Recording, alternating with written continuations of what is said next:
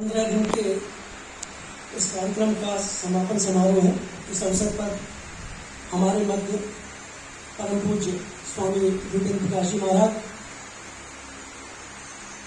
Ramakrishna mission से पधारे स्वामी जी, आदरणीय प्रोफेसर महावीर अग्रवाल जी, डॉक्टर चमोली जी, doctor Sharma ji, doctor Malik, doctor Singh साहब, डॉक्टर साहू जी, doctor Naresh Chaudhary, doctor Agnihotri ji, doctor Dhananjay Srivastava, हमारे दोनों इस कार्यक्रम के दोनों संयोजक डॉक्टर नरेश चौधरी जी, हॉल में उपस्थित डॉक्टर अनिल वर्मा जी और प्यारे छात्र छात्रा, ये हम सभी का सौभाग्य का विषय है कि आज इस समापन के कार्यक्रम में हमारे बीच इतने बड़े लोग, इतने बड़े व्यक्तित्व हमारे बीच में उपस्थित हैं और ये हम सभी विद्यार्थियों के लिए एक प्रेरणा का स्रोत है।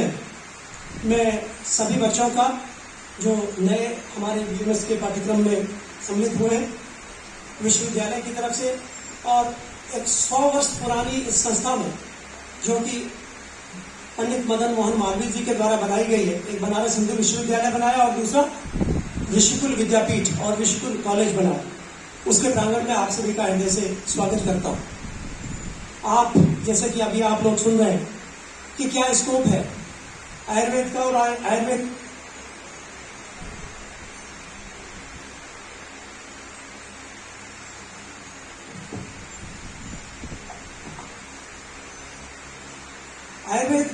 को जब हम कहते हैं तो इसको विज्ञान कहने की जरूरत नहीं होती। जब आयुर्वेद का मतलब होता है तो एक विज्ञान ही है, आयु का विज्ञान उसमें सम्मिलित होता है। अलग से जैसे मेडिकल साइंस लगाने की जरूरत है तो आयुर्वेद के साथ साइंस लगाने की जरूरत नहीं होती, क्योंकि it is a combination of 2 words. जैसे अभी हमारे बच्चे ने कहा कि जो विज्ञानी धातु से वेद शब्द बना है उसमें विज्ञान अपने आप समाहित होता है, तो इसका मतलब क्या, ये अपने में साइंस है।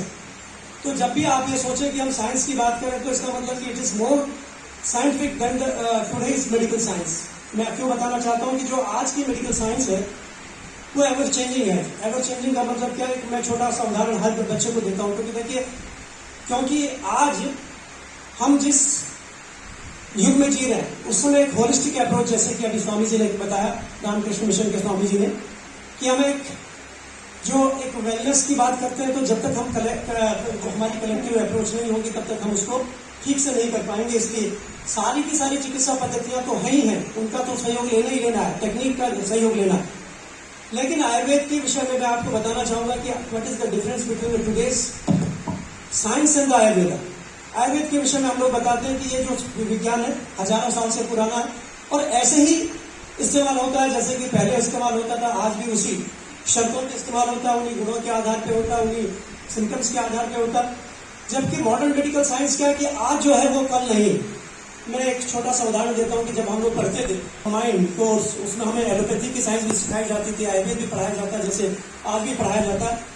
और 2030 तक पुनः वही जो पैटर्न है वो भारत सरकार उसको फॉलो करने वाली है और एक राष्ट्र एक चिकित्सा नीति का कार्य तेजी से चल रहा है। और मैं समझता हूँ कि 2030 तक एक ही सामान्य कोर्स होगा, उसके बाद स्पेशलाइजेशन अलग अलग होंगे और आयुर्वेद को भी एक मॉडर्न मेडिकल साइंस में पढ़ाया जाने वाला है और ये नई एजुकेशन पॉलिसी का एक मुख्य हिस्सा। अभी मैं 19 तारीख को जामनगर में था, जहां माननीय प्रधानमंत्री जी के द्वारा जीसीटीएम का उद्घाटन किया गया और ये हम सभी के लिए गर्व का विषय, पूरे देश भर के लिए, सिर्फ आयुर्वेद के लोगों के लिए गर्व का विषय नहीं है, ये पूरे भारतवर्ष के लोगों के लिए, पूरे विश्व के लिए गर्व का विषय है कि वर्ल्ड हेल्थ ऑर्गेनाइजेशन के द्वारा $1 बिलियन में लगभग $200 बिलियन उसमें खर्च होंगे। उसका कुछ हिस्सा भारत सरकार खर्च करेगी, बाकी वर्ल्ड हेल्थ ऑर्गेनाइजेशन खर्च करेगा और एक विश्व का एक अनूठा ट्रेडिशनल सिस्टम ऑफ मेडिसिन का एक वर्ल्ड सेंटर बनने जा रहा है और जो कि बहुत बड़ा स्कोप हमारे विद्यार्थियों के लिए उपलब्ध कराएगा।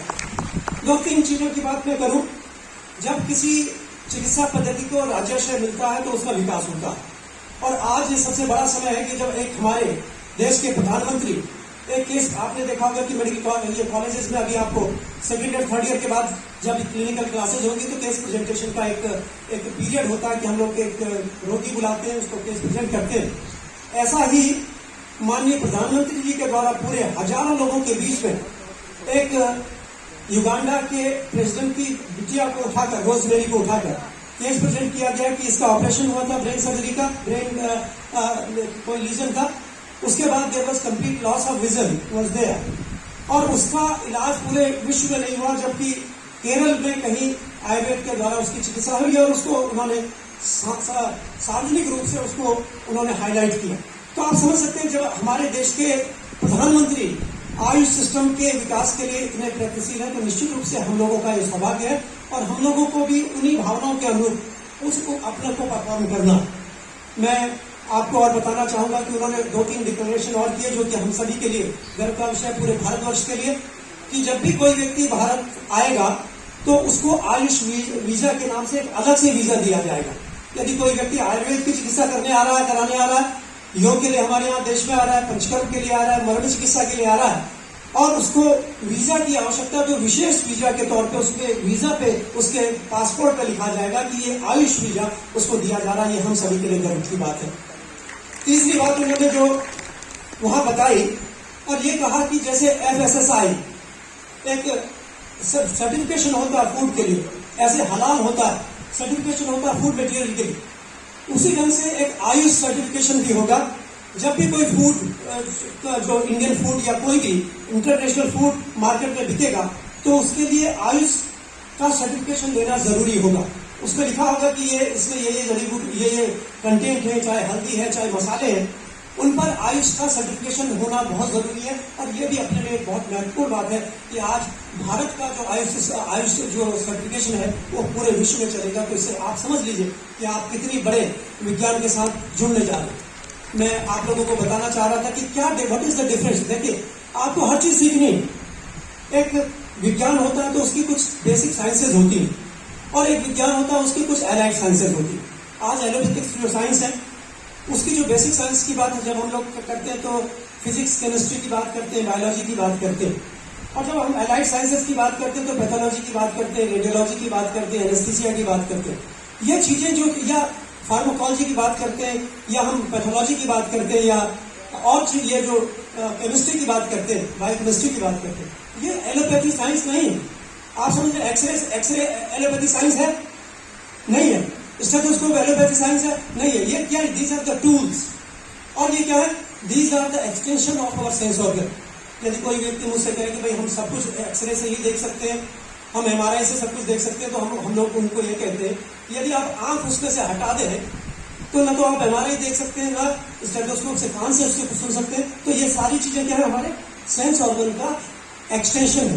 तो all these instruments are the extension of our sense organ. ये सबसे पहले दिमाग में रखना चाहिए। और जो भी चीज वर्तमान में विज्ञान के रूप में आ रही है उसका आप प्रयोग करने के लिए आप उसके हकदार भी हैं और उसको कर भी सकते हैं।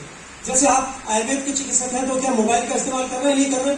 तो ऐसे ही जितने भी अप्लायंसेज हैं उनके लिए NCISM और हमारा मिनिस्ट्री आपको अधिकार देती है कि आप एक्सरे का इस्तेमाल करें, आप MRI का इस्तेमाल करें, आप सारी चीजों का इस्तेमाल कर सकते हैं। इसके लिए आप ऑथराइज्ड हैं। और क्योंकि ये सेंस ऑर्गन का एक्सटेंशन है तो सबसे पहले तो आपको देखना चाहिए कि ये सारी की सारी जो वैज्ञानिक उपलब्धियां हैं इनका आप कैसे अच्छा उपयोग कर सकते हैं अपने जीवन में, अपने विज्ञान के साथ। ये आपको सबसे पहले सीखना है और इसका उपयोग पीड़ित मानवता की सेवा के लिए, सफल ह्यूमैनिटी के लिए करना। मैं अभी आपको बताना चाह रहा था कि कैसे how the Ayurveda is different from the allopathic science.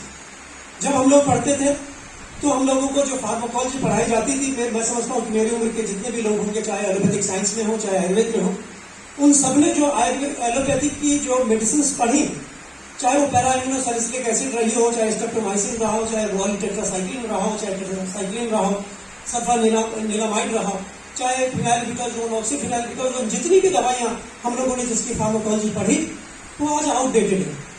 और आज जो हम पेन किलर्स है, एंटीबायोटिक और जो चीज इस्तेमाल कर रहे हैं उनकी फार्माकोलॉजी हमने नहीं पढ़ी, मेरी पीढ़ी नहीं पढ़ी। तो इसका मतलब क्या, जितनी भी जो चीज मैंने पढ़ी थी वो आउटडेटेड हो गई, वो पढ़ाई मेरे काम नहीं है।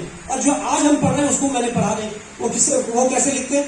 या तो मैं कोई CMI जो कोई भी एक कंटिन्यूस जो मेडिकल हमारी प्रैक्टिसेस है उनको देखता हूँ, किसी मेडिकल रिप्रेजेंटेटिव के माध्यम से मैं सीखता हूँ और उसका इस्तेमाल करता हूँ।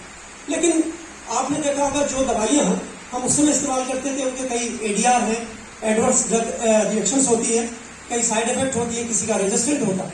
लेकिन आयुर्वेद में क्या है, आयुर्वेद में जो दवाई हजारों साल पहले इस्तेमाल होती है, चाहे लहसुन है, अदरक है, हल्दी है, वो सारी की सारी चीजों के जो कंपोनेंट है या जो भी चीज है वो आज भी उसी ढंग से इस्तेमाल होती है। जैसे डॉक्टर अग्निहोत्री जी ने कहा कि वो रस गुण की विपाक और प्रभाव के आधार पर कार्य करती है, न तो उसके कोई एडीआर है, न उसका कोई रेजिस्टेंस है, न उसकी कोई डोज बदली है, न उसके कहीं कोई इस ढंग के कोई रिजल्ट है कि जो नुकसान देते हैं। यदि कोई आयुर्वेदिक दवाई नुकसान करती है तो एलोपैथिक दवाई और इसमें क्या अंतर है? जो एलोपैथिक दवाई नुकसान करती है तो उसके परमानेंट उसके साइड इफेक्ट्स हो सकते हैं, लेकिन जो आयुर्वेदिक दवाई है, यदि आपने कोई चीज खा ली, ज्यादा हल्दी खा ली, तो जो उसके यदि साइड इफेक्ट हो रहे हैं, किसी वजह से गर्मी हो रही है, किसी को हेमोराइड्स हो गए, किसी को हाइपर एसिडिटी हो गई, तो जब वो दवाई बंद कर देंगे तो ठीक हो जाएगी। लेकिन एलोपैथिक बहुत सारे जो केमिकल सब्सटेंसेस हैं उनमें ये डिफरेंस होता है। तो आपको दोनों साइंस में एक कोऑर्डिनेशन रखना है, सीखना दोनों से है। क्या रिसेंट एडवांसमेंट हो रहा है? यदि हम देखते हैं कि यदि हम एक सिंपल अल्कलॉइड पे काम करते हैं, यदि किसी एक चीज को निकाल लेते हैं, उसके असर तो हो सकता है, लेकिन जब हम उसको कंबाइंड यूज करते हैं तो उसके जो साइड इफेक्ट्स हैं वो कम हो जाते हैं। तो होलिस्टिक अप्रोच के तौर पे हम लोग काम करते हैं। अभी पूज्य स्वामी जी ने बताया कि कैसे डायबिटीज को कैसे रिवर्स करते हैं। ये आप कल्पना नहीं कर सकते एलोपैथिक साइंस में। यदि हम कहें कि कोई डायबिटीज को रिवर्स करने की बात है, कल्पना ही नहीं। हमको permanent just we have to use the medicine for a longer period और you have to take the medicine life long, यही है। लेकिन जब हम होलिस्टिक अप्रोच अपनाते हैं, उसकी डाइट के लिए कहा स्वामी जी ने, मेडिटेशन के लिए कहा, उसका कैसे हम उसका लाइफ स्टाइल को चेंज करते हैं तो उसको रिवर्स कर सकते हैं। तो निश्चित रूप से ये बहुत अच्छी चीजें जो हमें सीखने को मिलती है। मैं पुनः आप सभी का, जो नए बच्चे हैं उनका इस यूनिवर्सिटी में बहुत बहुत स्वागत करता हूं, और जो हमारे अभ्यागत अतिथि हैं उनका भी हृदय से आभार व्यक्त करता हूं, विशेष रूप से स्वामी जी का, स्वामी रूपेंद्र प्रकाश महाराज जी का, जिनका आशीर्वाद हम लोगों को हर बार हर कार्यक्रम में मिलता रहता है, और जो चिकित्सा के क्षेत्र में जिन्होंने हरिद्वार में एक बहुत बड़ा संस्थान स्थापित किया है। और आज भी मैं देखता हूं कि नियमित रूप से वो सारे के सारे चिकित्सकों के हर चैम्बर में जाके क्या आवश्यकता है, क्या नहीं है, कैसा हो रहा है, उसकी सारी व्यवस्था स्वतः देखते हैं। उसमें बहुत ज्यादा एक तरह से उनका इंक्लिनेशन रहता है, उनकी गाइडेंस रहती है। मैं उनका भी हृदय से आभार व्यक्त करता हूँ। तो अपने पूज्य आदरणीय प्रोफेसर महावीर अग्रवाल जी का, जिनके विषय में मैं समझता हूँ कि आप हम लोगों के एक तरह से गार्जियन हैं, हम लोगों का मार्गदर्शन करते रहते हैं। आपको पता होना चाहिए कि ये संस्कृत के कितने बड़े विद्वान हैं। मैं क्योंकि आयुर्वेद का विद्यार्थी हूँ और बहुत सारा काम हम लोगों ने आयुर्वेद का किया, लेकिन जब हम लोगों को आयुर्वेद के ग्रंथों को समझने की जरूरत पड़ी तो आप लोगों के निर्देशन में भी हम लोग समझ पाए। मैंने बहुत सारी अपनी किताबों के लिए अपने रिसर्च प्रोग्राम में आपको बहुत सारा मैं परेशान करता रहता हूँ, बार बार मैं आपसे पूछता हूँ, क्योंकि जैसे मर्म चिकित्सा की जैसे हमने बात की, आज ये पूरी विश्व में एक चिकित्सा पद्धति के रूप में स्थापित है। CCRS इसको एक्नॉलेज करती है, गवर्नमेंट ऑफ इंडिया इसको एक्नॉलेज करती है, भारत के कई विश्वविद्यालय इसको एक्नॉलेज करते हैं। लेकिन जब हम लोग मर्म के अर्थ को समझने लगे संस्कृत में, तो हम लोगों को, क्योंकि हम संस्कृत के विद्वान नहीं है, तो इसलिए संस्कृत के उन विद्वानों के पास हमें जाना पड़ा, जिसमें कि प्रोफेसर महावीर अग्रवाल जी का सहयोग मैं समझता हूँ कि बहुत ज्यादा रहा। और आज भी यदि आपको रिसर्च करनी है तो संस्कृत के ग्रंथों को जानना पड़ेगा, उसको पढ़ना पड़ेगा, समझना पड़ेगा। और यदि आप उसको मूल स्वरूप में समझना चाहते हैं तो टीकाओं के माध्यम से समझेंगे तो कोई समझ में नहीं आएगा, लेकिन यदि आप संस्कृत के माध्यम से समझना चाहेंगे तो आपको प्रोफेसर महावीर अग्रवाल जी जैसे विद्वानों का निश्चित रूप से मार्गदर्शन चाहिए। मैं आपका भी हृदय से आभार व्यक्त करता हूं। इसके साथ साथ हमारे बीच हमारे रामकृष्ण मिशन के स्वामी जी, मैं आपके से मेरा आज प्रथम बार परिचय है, लेकिन आपके विषय में हम लोग अक्सर सुना करते हैं कि कितने मनोयोग से आप लोग चिकित्सा की व्यवस्था करते हैं और कैसे कैसे संसाधन जुटाते हैं और पीड़ित मानवता की सेवा, जैसे नर नारायण की सेवा करते हैं। और मैं समझता हूं कि जो सेवा का भाव रामकृष्ण मिशन के माध्यम से है, वही भाव हम लोगों को सीखना है कि जब भी कोई व्यक्ति हमारे पास आता है तो हम लोग उसको ये सोचे कि ये ईश्वर का के द्वारा भेजा गया या ईश्वर का स्वरूप है, और उसे उसी भाव से हम लोगों को चिकित्सा करनी चाहिए। मैं आपका भी इस कार्यक्रम में हृदय से आभार व्यक्त करता हूं। इसके अलावा हमारे मध्य डॉक्टर चमोली जी, जो कि हमारे पूर्व निदेशक रहे, और उनके कार्यकाल में जो हमारा आयुष निदेशालय है उसमें बहुत तरक्की की, बहुत अच्छे कार्य, ये मैं उनका भी हृदय से आभार व्यक्त करता हूँ। वो हमारे यहाँ जो ओल्ड बॉयज होती है, मीट होती है, या हमारे जो स्नातक संघ है उसके अध्यक्ष, माननीय अध्यक्ष भी हैं। मैं समझता हूँ कि आप भी इस स्नातक संघ के आज से सदस्य हैं। मैं आपका भी हृदय से आभार व्यक्त करता हूँ। इसके अलावा डॉक्टर अग्निहोत्री जी हमारे मध्य हैं, जिनका आपने भाषण भी सुना, और मैं समझता हूँ इससे पहले लेक्चर भी अटेंड किया होगा। आप बहुत प्रतिष्ठित विद्वान हैं आयुर्वेद के, और पूरे विश्व में आपको बुलाया जाता है, पूछा जाता है, आपको चिकित्सक के रूप में, आपको एक विद्वान के रूप में, परीक्षक के रूप में, एक एक्सपर्ट के रूप में पूरे देश भर के विश्वविद्यालयों के द्वारा आपको आमंत्रित किया जाता है। आपका भी मैं हृदय से आभार व्यक्त करता हूँ। हमारे बीच डॉक्टर एच के सिंह जी, जो मैं समझता हूँ कि आपने भी पहले आयुर्वेद में एडमिशन लिया था। डॉक्टर एच के सिंह जी हैं, MBBS MD रहे हैं, लेकिन आयुर्वेद के पहले विद्यार्थी रहे, उसके बाद MBBS। आज आप भी समझ रहे होंगे कि हो सकता था कि मैं यदि आयुर्वेद में ही रहता तो शायद कुछ और ऐसा ही कुछ और होता। आप भी हमारे सम्मानित अतिथि हैं, और आपका पूरा मैं समझता हूँ कि पूरे हरिद्वार क्षेत्र में आपकी ख्याति है। मैं आपका भी हृदय से आभार व्यक्त करता हूँ। हमारे बीच में डॉक्टर मलिक हमारे बीच में है। गुरुकुल कांगड़ी का पूरा जो शरीर विभाग है, शरीर हेड ऑफ द डिपार्टमेंट है, और वर्षों से मैं आप हमसे संबंधित है। मैं आपका भी हृदय से आभार व्यक्त करता हूँ। इसके अलावा डॉक्टर साहब हैं, डॉक्टर हमारे शर्मा जी जो मदरहुड से है, ये हमारे पूर्व पहले हमारे यहाँ की फैकल्टी रहे, और पंचकर्म के जो आप लोग देख रहे हैं विभाग, उसके उन्नयन में आपका बहुत बड़ा योगदान है। बहुत अच्छे केसेस आप लोग करते थे, और इनकी ओपीडी मैं समझता हूँ सैकड़ों में ओपीडी इनकी हुआ करती थी, और रिटायरमेंट होने के बाद ये आज मदरहुड विश्वविद्यालय में कार्य कर रहे हैं। मैं अपने डॉक्टर धनंजय जी का और विशेष रूप से डॉक्टर नरेश चौधरी जी का मैं बताना चाहूंगा, जितने बच्चे हैं, कि जो हमारे यहाँ का जो सेंटर है, जम्बो वैक्सीनेशन सेंटर, उसमें 5 लाख से अधिक वैक्सीनेशन हुआ है। और ये हम सभी के लिए गर्व का विषय है कि हमारे विद्यार्थियों के माध्यम से और उनके नेतृत्व में यह कार्य हुआ है। और हम 21 तारीख को विशेष रूप से अपने कुछ लोगों को सम्मानित कर रहे हैं, अपनी फैकल्टी को। उसमें डॉक्टर नरेश चौधरी भी एक नाम है। मैं 21 तारीख के कार्यक्रम के लिए चाहे विश्वविद्यालय में, चाहे विश्वविद्यालय के बाहर, जहां भी वो कार्यक्रम होगा या उसके बाद होगा, आप सभी का मैं सम्मान करूंगा। इसके साथ साथ हमारे डॉक्टर आर.बी. शुक्ला जी और डॉक्टर जितने भी हमारी फैकल्टी के लोग यहाँ हैं, मैं उन सभी का हृदय से आभार व्यक्त करता हूँ। आज हमारे तुरंत हमारा NCSIM का जो एक टीम आई हुई है, और उसका प्रोसेस क्या होता है कि वहाँ मेन जो आयुष मिनिस्ट्री में वो लोग बैठे हैं, वहां से वो उसको देख रहे हैं। ऑनलाइन इसका वीडियोग्राफी हो रही है, और सारा का सारा लोग हमारी फैकल्टी और हमारे सारे स्टूडेंट्स उसमें कार्य कर रहे हैं। नहीं तो मैं समझता हूँ कि लगभग 500 की संख्या हमारे इस कार्यक्रम में होती है। उसका प्रबंध डॉक्टर नरेश चौधरी जी ने किया था। मैं आप सभी का, जो लोग यहाँ पे उपस्थित है उनका भी, और जो लोग किसी वजह से यहाँ उपस्थित नहीं हो पाए उनका भी हृदय से आभार व्यक्त करता हूँ। और पुनः अपने विद्यार्थियों का स्वागत करता हूँ कि आप लोग इसी भावना से पढ़ते रहें, अपने गुरुजनों का सम्मान करें, हमारी संस्था का, विश्वविद्यालय का और पूरे प्रांत और राष्ट्र का नाम रोशन करें। इन्हीं शब्दों के साथ आप सभी को बहुत बहुत शुभकामनाएं। धन्यवाद, नमस्कार।